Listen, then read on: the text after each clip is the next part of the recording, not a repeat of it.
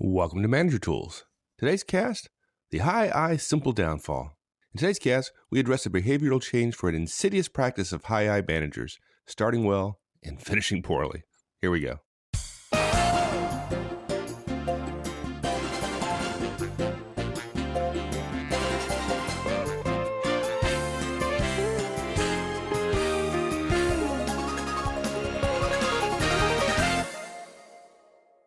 Well, this is the one I've been waiting for, my friend. Are you telling me that high I's actually have insidious practices?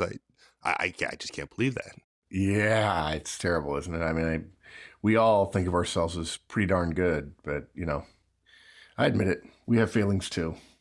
I suppose most folks have listened to it, but if you haven't, last time we covered some of the insidious practices of high C's, difficult people that they are, and that being that they're perfectionists, right?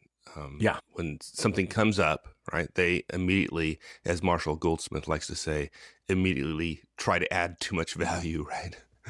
And, they like to point out things that aren't quite as perfect as they could be and ways that ideas could be made better. Yeah, and there are people who are listening right now who say, well, what's wrong with being a perfectionist? And why wouldn't you want to try to make things better, right? And unfortunately, a lot of the directs of high C managers don't hear what the high C manager probably means, which is this is good, let's make it better. Because, look, it was a really bad idea. I wouldn't even comment, but it's a good idea, so let's make it better. Why wouldn't we want to be closer to perfect? And what the direct hears is, your idea is wrong, it's bad, I'm smarter than you. I'm just going to show you that it's not really good, so don't get your hopes up for being great. I know how to make your wrongness right, so to speak. Right. And by the way, if you're thinking to yourself, well, why wouldn't anyone want their idea made better? Well, then you're probably a high C boss, and you should probably go back and listen to the last cast. Yeah. Good one. So we spent enough time beating up on high C's already. So tell me about high I's. What are we going to talk about with high I's? Yeah. We did say that many high C's can be found in IT and technical areas. High I bosses, if you want to increase your chances of seeing one in the wild, are more likely found over in sales and marketing. Now, that is a total overgeneralization, by the way. One of Mike and I's favorite managers in the world is an off-the-charts high I, who in the last few years has gotten a much higher D, by the way, as she gets promoted. She works in software development and telecom, and she totally knows who she is, and we're certain she's listening, so you know who you are. The high I manager, as opposed to high C, is often one step away from chaos in managing their work and their team. They don't plan. They believe that their insights and their network can solve any problem. They start work and then lose interest. Their team feels pulled in 100 different directions. And at this pace of operational tempo now in most organizations, that, in conjunction with a boss who then adds to it, is very, very difficult to deal with.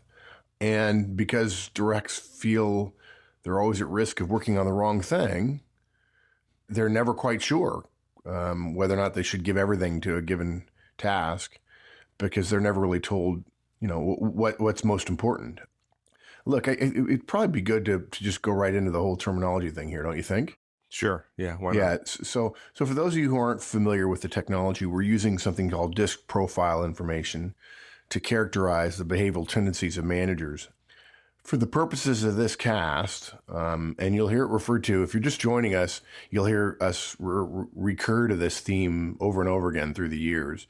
For the purpose of this cast, a high I, or an influencing manager, is one who is a people-focused, energetic, outgoing boss. Life of the party, he or she tends to smile. They use people's names well. They always have a story to share. They love to present. They love to be in front of any crowd. They talk fast. They make decisions quickly. High D's and high I's are the people for whom the phrase ready, fire, aim was invented. Actually, more like just ready, fire. They're okay with messy projects as long as things get done.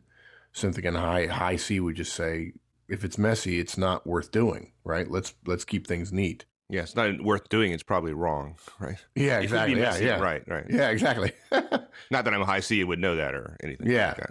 No. We said it before, they're often found in sales and marketing roles. But look, all behavioral tendencies can be found anywhere, just to a greater or lesser degree. And if you want to know more about DISC, which we find an incredibly accurate behavioral tool, not a personality tool, not a now I have a label for you tool, but a behavioral tendency tool, we offer the DISC profile. It's 28 questions, takes about 30 minutes. It's on our website, and you can get it in a bunch of other places as well. You don't need to get it from us, and you can just Google the word DISC, D-I-S-C, and learn everything you need to know. And if you're like every other person who's ever taken it, you will get the results back, provided you answer accurately, and you will be stunned at the insights that the tool has about you. And that's one of the big reasons why we like it. Good. Awesome. Now, like if anybody thinks in this cast, and we ought to say this because some people will get their feelings hurt, perhaps. We're not picking on anyone. Matter of fact, we're using these casts to start off and pick on our own little failings. I'm a high C, and frankly, everything that we talked about in our previous cast on the high C insidious practice, I agreed with. And I'm a high I, and I know firsthand the damage that can be done with a tendency to not follow through, which is a classic high I failing. We started with C's and I's on this series because we wanted to be first into the breach. Leaders set the example, as it were. We will get to high S's and high D's, and we'll do high D's last probably because Mike and I both have high D tendencies as well. No surprise there. Look, we've got 3 steps in this cast, 3 important things that are the fundamental failings of high I's. And so to be clear here, I just want to recap kind of what we said earlier about high I. The real issue we're talking about with high I's is they start really well. They get excited, they start well, and then they finish poorly. That's what we're going to address here. Right. So point 1, follow through. Stop starting stuff you don't finish. Number 2, follow through. Work your plan and make sure your details are right. And number 3, follow through. Report professionally on your work. Really, really simple. Now, look, there are other things that high I's do, just like there are other things that C's and D's and S's and do. But in the modern world of managers, to constantly be starting things and then stopping, to be starting 100 projects and only finishing 2, is wasteful on energy and just not efficient, let alone effective. And just because you love the idea doesn't mean you get to do it. Good. Let's talk about our first point, this tendency of high I's, and you know who you are out there, to fall in love with these new shiny things, new ideas. Right? Always. Yeah. Look, if you're a high I, you love a great idea. And really, you're in love with the idea itself, not necessarily as much the impact of the idea. You want to talk about the new concept. You want everyone on the team to get together and talk about it. You love those sessions where everybody gets together and brainstorms about the idea. You get excited about it. They solve it or figure out how it might be put into practice. And you want to get it out the door now, and you want profits to flow in tomorrow. If you're a high I, you want to revel in that exchange of ideas. You want to rub shoulders and elbows with other people talking about how great this process or system or new product or new service or better way or new hire or acquisition target is the one that will make everything easier, better, cheaper, faster, smoother, cleaner, richer, cooler, or awesomer. Awesomer. Oh, good word. Yeah, that's not a word, but I promise you the high I's totally love that word, awesomer. High C's like me probably like, no. Yeah, the high C's immediately said, hey, that's not a word. Exactly. Okay. For you high I's, it is the high I's of the managerial world who come up with the best ideas. I'm really quite serious. The problem is in high I's are going, yeah, that's right. We do. We have lots of ideas.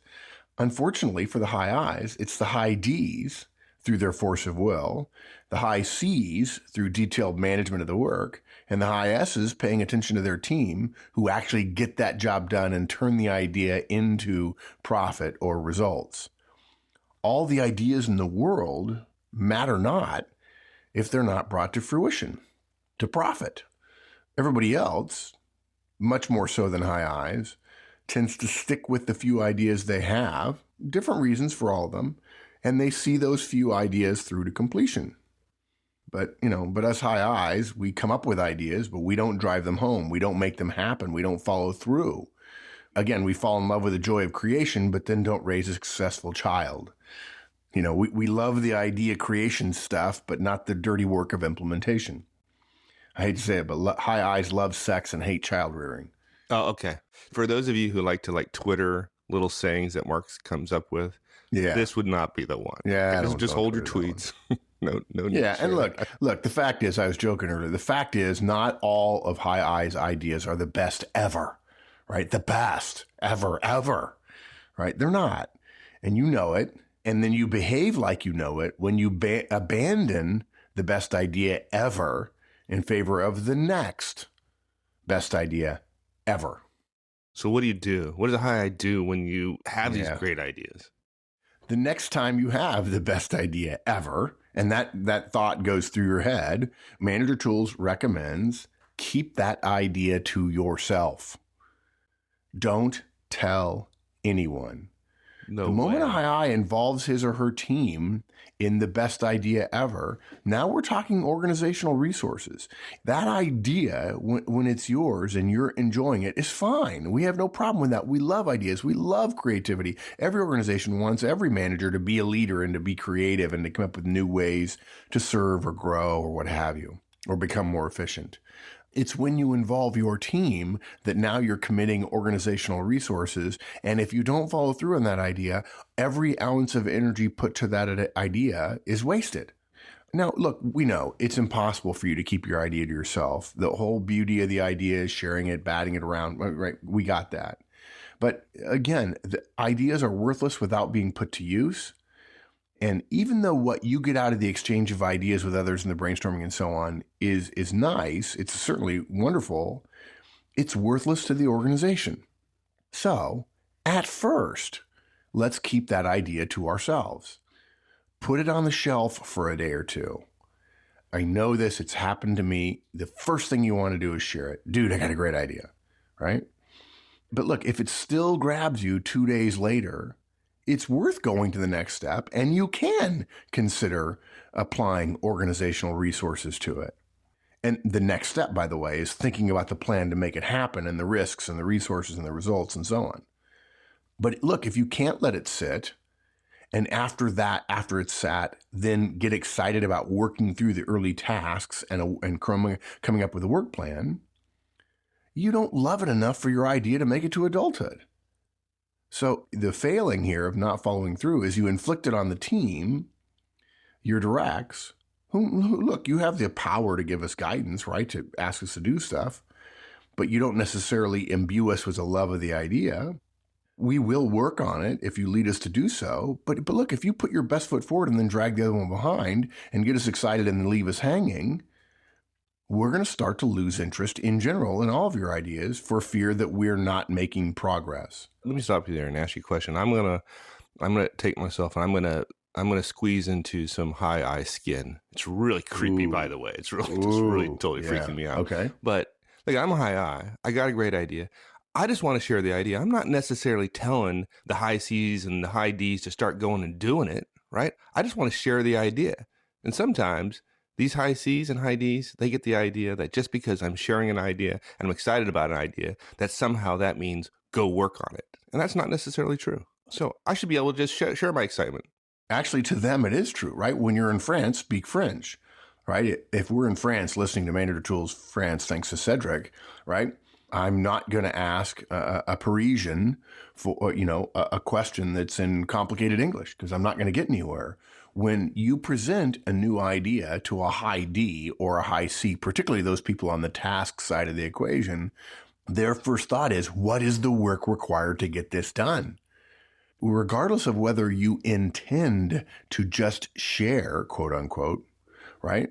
They're not really that interested in you sharing. So when you share your idea, what they hear is, this is something that could work. Let's plan it. Let's work it. Let's make it happen because results matter. Work matters. Results matter. You're just trying to be social almost as a high I. They're trying to get work done because they think about work before they think about people. So Yeah, you don't intend for that to happen, but it doesn't matter what, it doesn't matter what you think. It doesn't matter what you say. It doesn't matter what everybody else hears. All that matters is what they think they hear. And what they think they hear is, this is something I would expect you to work on, particularly if you're the boss. Yeah, if you're the boss and you're excited about something, your directs want to go make it happen. Yeah. And high D and C's, that's how they're wired. They're wired, Yeah. high D's particularly are wired to make it happen, and high C's to plan it out in detail and find out all the issues and fix it and all that kind of stuff. So yeah, you got it. And if you work for a pretty good executive, a pretty sharp executive who sees the big picture, and he sees you as being a high I, and one of your team members, a high D or a high C, particularly a high C, works for you and gets to know your boss, the executive, and the executive might take him or her aside one day and say, it's good that you work for Mark, because his stuff, he's got so many great ideas, but man, somebody's got to keep him in line. He's got to follow through. He can't put his best foot forward and then drag the other one behind. He needs someone like you to keep him on the straight and narrow. He can't just be fireworks all the time. It has to be the nitty gritty work of making things happen and getting things done. And so the high C says, oh, okay, good. Gosh, this executive says that about me. I'm clearly part of the team of people that report to Mark, and I'm supposed to, I add to his total ability. If we had nothing but high I's working for Mark, it'd be a party all the time, but nothing ever get done. So I'm playing an important role in hearing his ideas and figuring out how to make it happen. While at the same time, I, as the high I manager, am thinking, no, I just really want to share. It's okay, to your point. And that's not how it actually happens, right? Yeah, not at all. Yeah. So look, you've got to wait. Now, look, we know this is counter, but in the first it's counter to your normal tendencies as a high I. But we don't make recommendations about what's easy. We make recommendations about what works. We believe in putting organizational effectiveness in front of personal preference. So we know what your preference is, and your preference is one of your weaknesses. And high I's have strengths too, by the way, just like high C's and D's and S's and so on. We all have strengths and weaknesses. So our guidance here, at least when you have that at the beginning of when the first new idea pops into your brain and you say, wow, it's fabulous. Wait. Take time to plan. Again, put organizational effectiveness in front of personal preference. Engage your team only after you've done your own private. And it doesn't have to be immediate. Wait a couple of days after you've done your own private due diligence on your best idea ever, right? That way, your team won't feel burned after 2 to 3 to 4 to 5 false starts, and they won't start seeing you as flavor or idea of the month manager, and then begin to withhold effort as a way of conserving their own resources. And I've seen it happen. It's happened to me, and I don't recommend it. So take the time, wait, and plan. Step 2, follow through. Work the plan and make sure your details are right. Not that high I's have ever had any problem once they've hatched an idea of doing the dirty work and doing all the stuff necessary to produce or sell the idea or the product or the service. They just love the dirty work. High I's and high D's that were the people for whom the saying was invented. Nothing's impossible for the person who doesn't have to do it him or herself, right? High I's are really bad about doing the dirty work necessary to take an idea to fruition. Now look, and high I would say, but you can't get anywhere without ideas. And the high D and the high C would say, yeah, and you can't actually have results without the hard work. And we can either stare at each other across the fence with the high S wanting us to tear down the fence, or we can combine what we're good at as high I's, ideas, with what we need to do to create results, which is the D and C, the work, the task, the planning, or we can simply spin our wheels. Look, think about producing the idea itself. Look, if you're thinking about a new product, if you think you've got a really neat new product, a new gadget, new idea for your organization, new products require cost-benefit analyses. You have to do one. You have to know how your organization does it. It will require a spreadsheet. Or if you're not going to do one, you have to assign it to somebody and then check to make sure it's done, because some of the people who are going to make the decision about whether or not you can or cannot do it are high C's.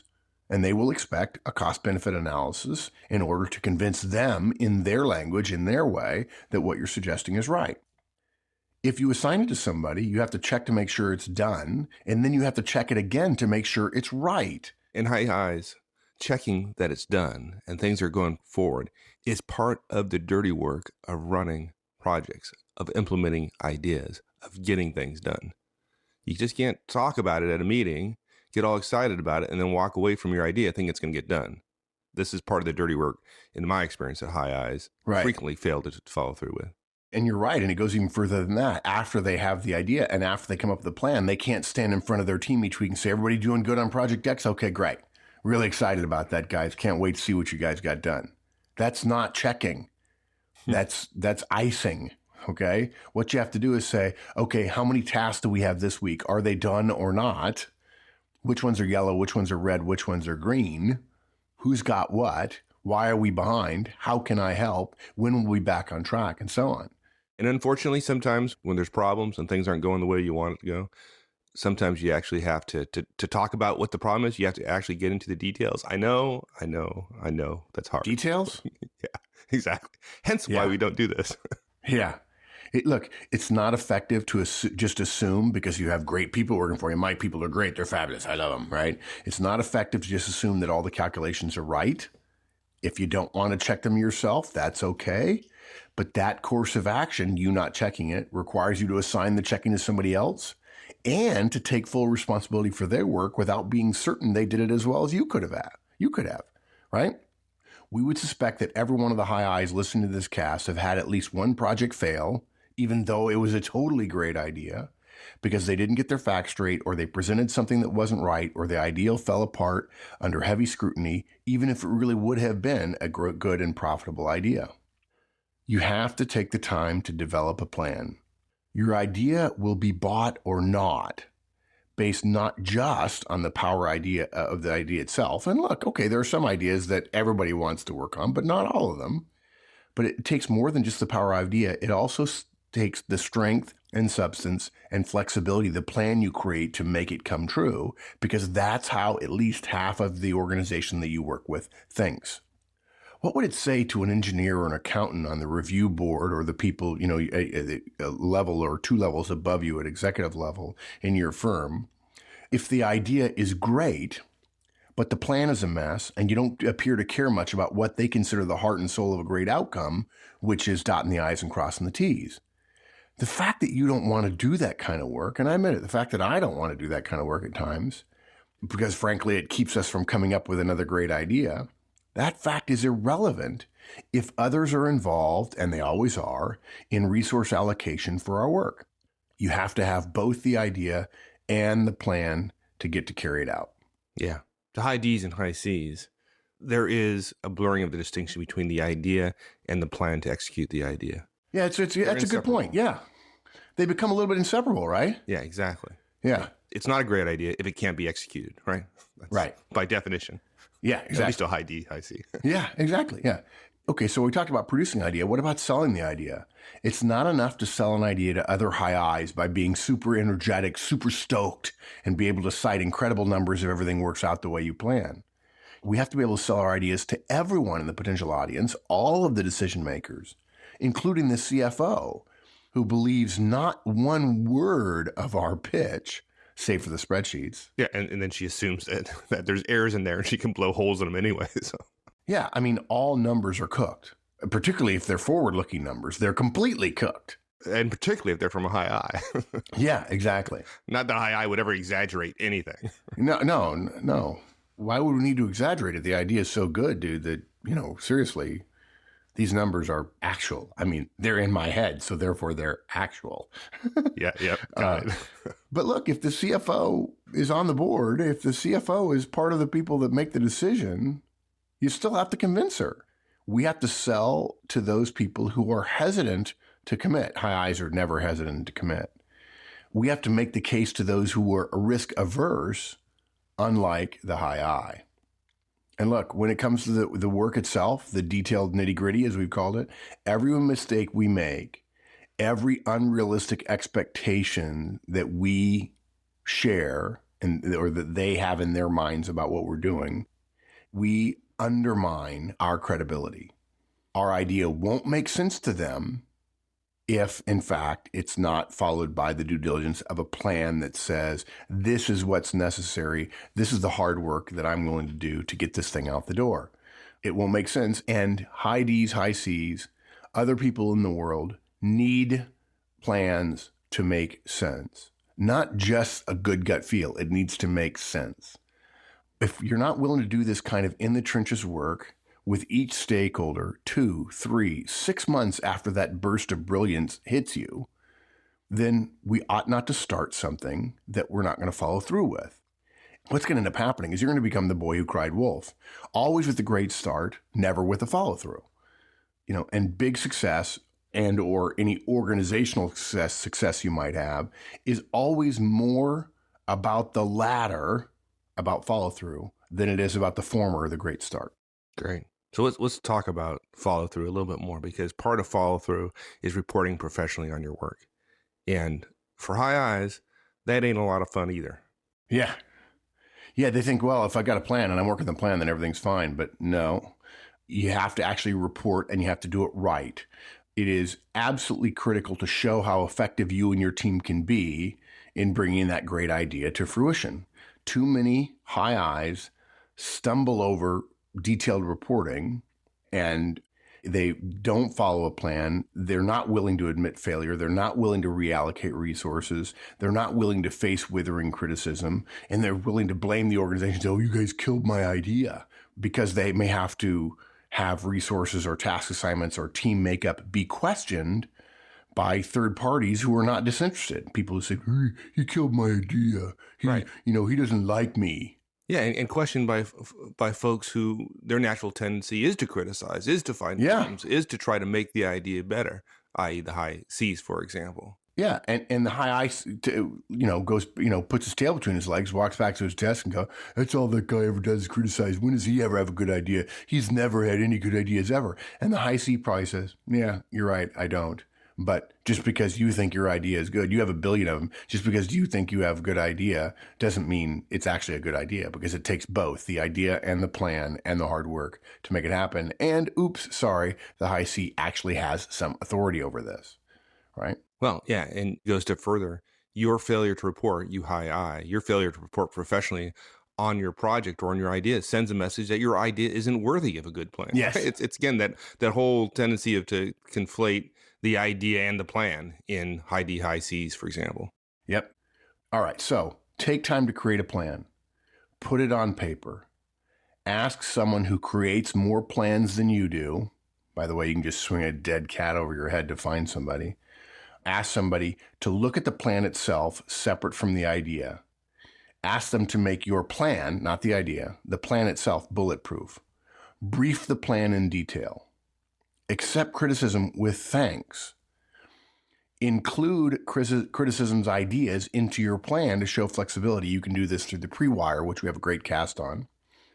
Do not sacrifice the final profitability and implementation of your idea by thinking that the project to achieve it is the same thing as the idea itself, right? It's not. That's the point we're making. It's both the idea and the plan that is effective. You're good. Or it's the idea and the plan that will make the idea come to life, make it actually have results. You're the idea person. Great. We love that. And a large part of the organization opposed to you is the work people. And you have to have both. The fact that you don't like it that way doesn't change the fact that it's true. Now, once you're working on your project, again, the project is not the idea. The project is the work, but it is necessary for the idea. Do the project the way the organization expects you to. Report on time every week. Make your planning document available in real time on the web or on the internet, wherever. Allow other people to comment, even when they do so for less than professional reasons and you think they're skewering you. In your terms, play their game to win the prize. Don't sacrifice that prize by confusing the prize with the game itself. And by the way, high eyes, if you decide, oh, okay, so this is a selling thing. I've got to get everybody on board. Okay, let me think about how that high C thinks. Okay, I've got to tone it down. I've got to get my ducks in a row. I just can't go in there and wow him. You're good at that when you spend time thinking about it. You just got to be willing to do that part, the political part, the collaborative part, after you have that great idea. Otherwise, again, you're going to burn your team out pretty fast.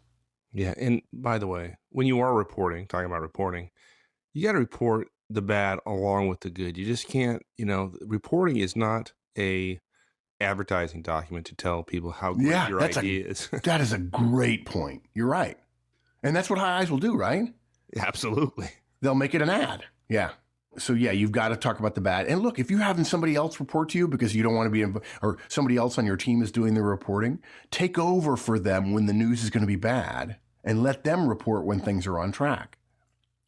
When you report a missed deadline, and by the way, that makes you red. You don't get to be green just because we have a solution and it's obviously going to get us where we need to be. You're red when you miss a deadline. Provide detailed rehabilitative and prophylactic steps along the way, right? Immediately say, okay, we missed this one. Here's what we're going to do. Here's why we're doing it. Here's how it's not going to happen again. Yeah. And a new set of deadlines that you're going to meet no matter what. Yeah, exactly. Okay. And we've moved it back. Our new deadline is this. Here's how it affects the critical path. And we're still on track to meet our end result. This is the hard work that follows the idea.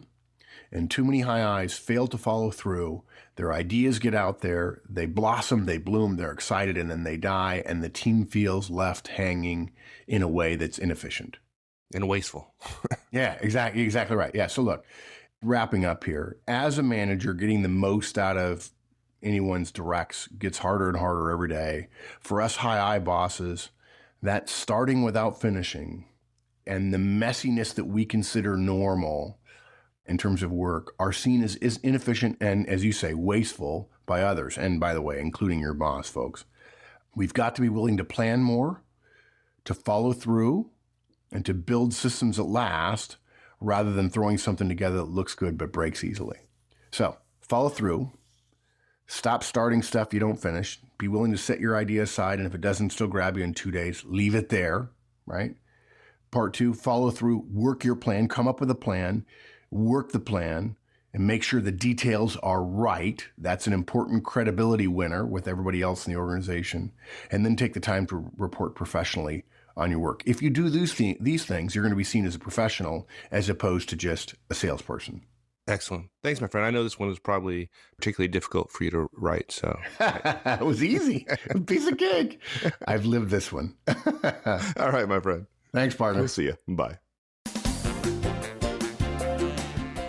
Thanks, everyone. That's it for this week. If you haven't heard yet, we just announced our Chicago March 9th and 10th, 2010 Effective Manager Conference and Effective Communications Conference. If you're interested in joining us for effective communications or effective management, well, check it out on the website, www.managertools.com. All right, folks. See you next week. So long.